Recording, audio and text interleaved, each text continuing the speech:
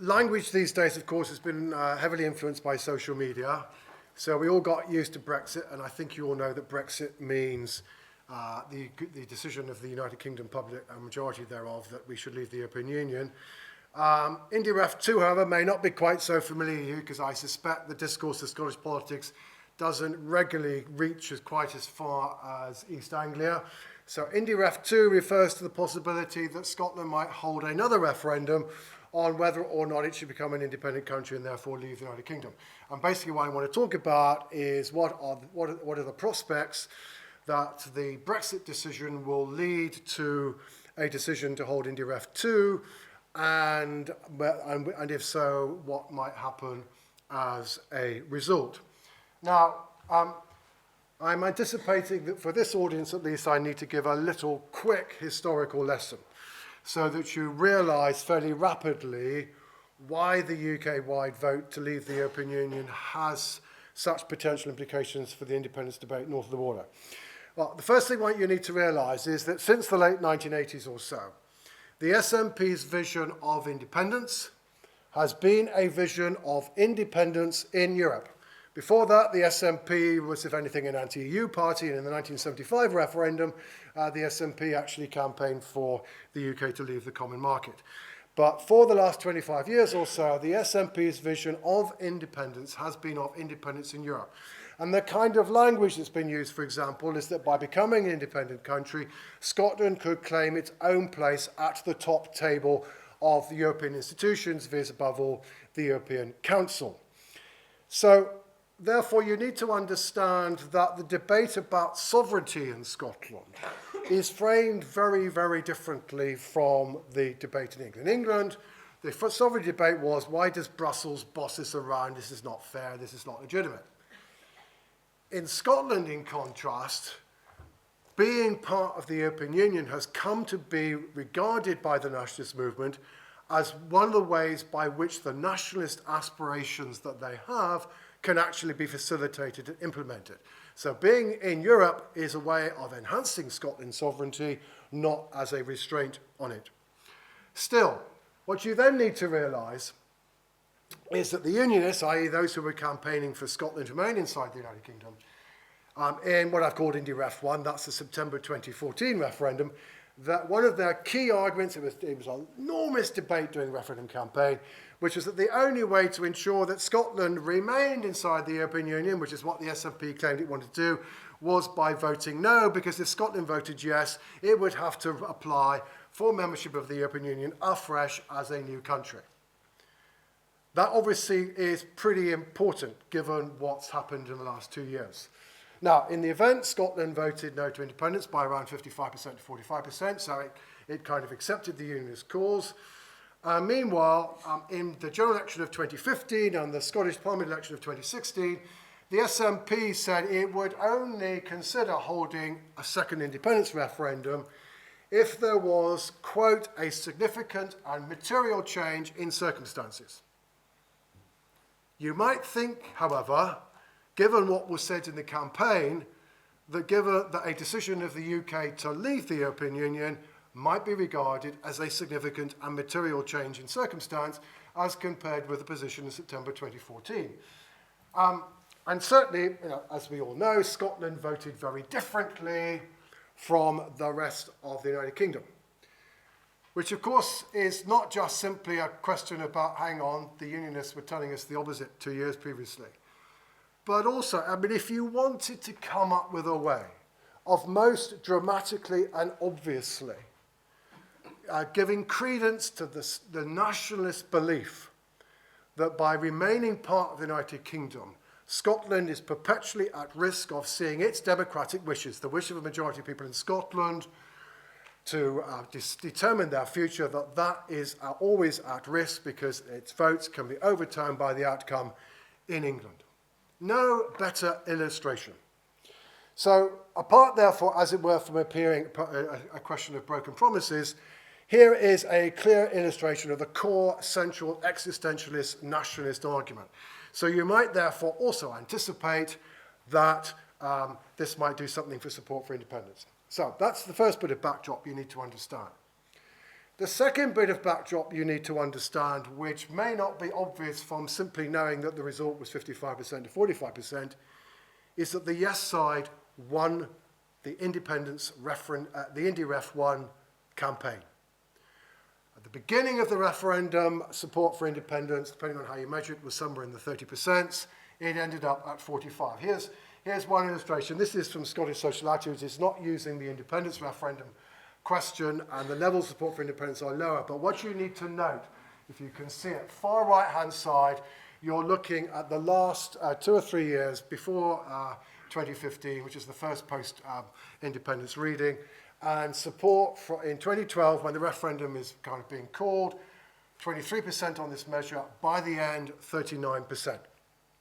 So however you look at it, the yes campaign, the consequence of holding IndyRef 1, contrary to the expectations of unionists, which was, why did the UK government agree? To get rid of the sword of Damocles, to get rid of the constant threat that Scotland might say, we want to leave you unless you give us X, Y, and Z. Instead, it strengthened the sword of Damocles, and it left Scotland a seriously divided country on its constitutional preferences. What happened since September 2014? Basically nothing. These are all the readings of support for how people would vote in IndyRef 2 between September 2014 and June the 23rd of last year. As you can see, most, though not all, polls have no ahead, but only narrow ahead. Basically, on average in these polls, 53% for the Union, 47% for independence. Leaves us in a position where the SNP, from their point of view, frustratingly, they can win every election in Scotland, but they can't deliver the unique selling proposition. But equally, a level of support for independence that means that no unionists can possibly sleep terribly easily in their beds at night. Neither side in a position to be sure of being able to deliver their strategic objectives so far as the future territorial integrity of the UK is concerned. Okay, next thing you need to know is to understand the Scottish Government's reaction to the Brexit decision, which was encapsulated in a white paper that they released literally about 5 days before Christmas. I'm not sure they wanted anybody to read it, because, but there we go. Or if they were reading it through an alcoholic haze. That paper had 3 very clear positions. Number 1, our first preference. They laid out their vision for the kind of Brexit that they wanted. And it was, we stay in the single market, and by the way, we think freedom of movement is lovely. There was never any chance of that being the UK government's position. Theresa May had already said enough to make that clear, and on Tuesday we learned that certainly wasn't the UK government's position. Second preference, crucially, and this is not an idea that's simply come from the SNP, it's all been articulated by some unionists, which is that the UK should seek for Scotland to be able to remain in the single market, even if the rest of the UK is not, and that it should be able to continue the freedom of movement provisions. Now, to do this, you have to change the devolution settlement, you'd have to devolve immigration policy within the UK, the Scottish Government would have to be given the right to make international agreements, but they said, look, if you do this, we're still willing to kind of play ball with the UK government. Now, the UK government has poured large amounts of cold water on this, but haven't as yet quite had the courage to say no, not least, I suspect, because they know the moment they say no, the SNP will say, look at these sods, why should we play on with them? Meanwhile, there's a fallback position. The fallback position, which was first articulated by Nicola Sturgeon on June the 24th, is that IndyRef 2, the possibility of holding it, is on the table, by which he means I might or I might not hold a referendum. Hey, maybe you want to give me something to ensure that I don't. There is another side to this, however, which makes the SNP's pitch to potentially slightly more difficult. And this has already been referred to, which is that leaving Brexit, leaving the EU, opens up the prospect of more devolution. It's not just agriculture and fish and environment's already been mentioned. It's also, for example, it would be possible to devolve VAT to Scotland. Can't do it at the moment because of EU rules. You can devolve corporation tax, and Scotland can have the lowest corporation tax it wants if it wants. Again, EU rules will no longer apply. So there's actually the possibility of having a stronger devolution settlement, and watch how far the unionists might exploit that position in future. Okay, so, however, the Scottish Government has a problem, and the SNP has a problem. The SNP are wont to say, look, 62% of people voted for Remain, and by the way, every single one of the 32 local authorities in Scotland voted for Remain, giving the impression that everybody in Scotland voted to Remain. Oh, no, they didn't. And crucially, Brexit was as disruptive of the nationalist movement in Scotland as it was of the Labour Party, as it was of the Conservative Party, as it was of every single political movement in the UK apart from UKIP. These are figures from one source, other figures get the figure. As you can see, according to this evidence, yes, those who voted no in the independence referendum in September 2040 were somewhat less likely to vote for Remain, but actually around a third of those people who voted no in September 2014 actually voted to leave.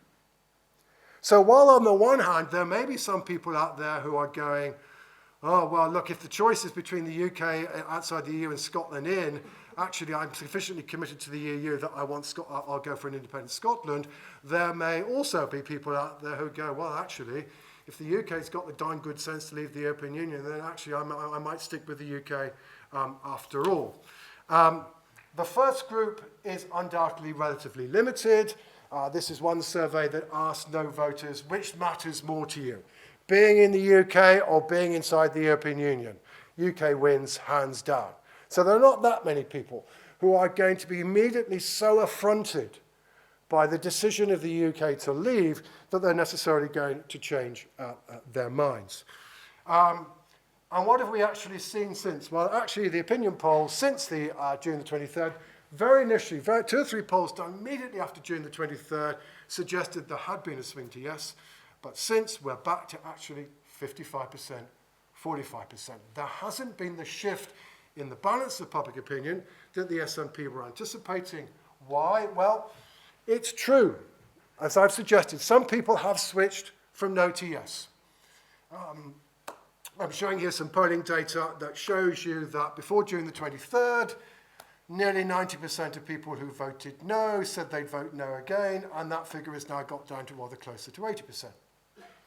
But equally, whereas before June the 23rd, around 90% of people who voted yes said they'd do so again, that figure has also fallen to somewhat closer to 80%. In other words, there are indeed yes leavers or ex-yes leavers who are now no leavers because they would prefer to stay in the European Union.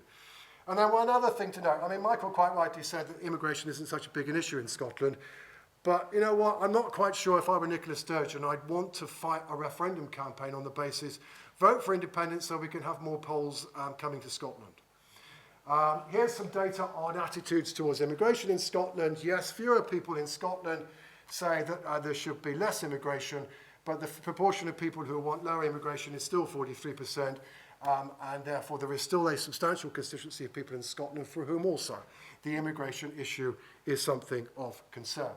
Okay, so to conclude, why, as it were, frankly, you don't want to be Nicola Sturgeon or Theresa May in current circumstances, even if you had an aspiration to be so. Number one, the Indy Ref 1 settled very little. It resulted in increased support for independence and left Scotland divided on how it should be governed. The EU referendum looks like the perfect illustration of the core nationalist argument, except that there has always been a body of nationalist opinion in Scotland that did not accept the elite SNP argument that we want to get rid of London rule in order to have Brussels rule. They're true nationalists. They don't want anybody, either London or Brussels, having a say in Scotland, and they voted to leave. And meanwhile, not that many no voters actually prioritised the EU over the Union. So therefore, we've had voters moving in both directions. Brexit has made a difference, but the balance of opinion is left the same. It means that we are still in this situation where if Nicola Sturgeon does decide to call a referendum, she said it won't be this year, but it could be next year, it's a tough call. It looks as though the compromises she's looking for on Brexit aren't going to happen, so therefore she doesn't seem to have much room for manoeuvre, but she can't be sure that she'd win a second referendum. But equally, Theresa May can't assume that she won't.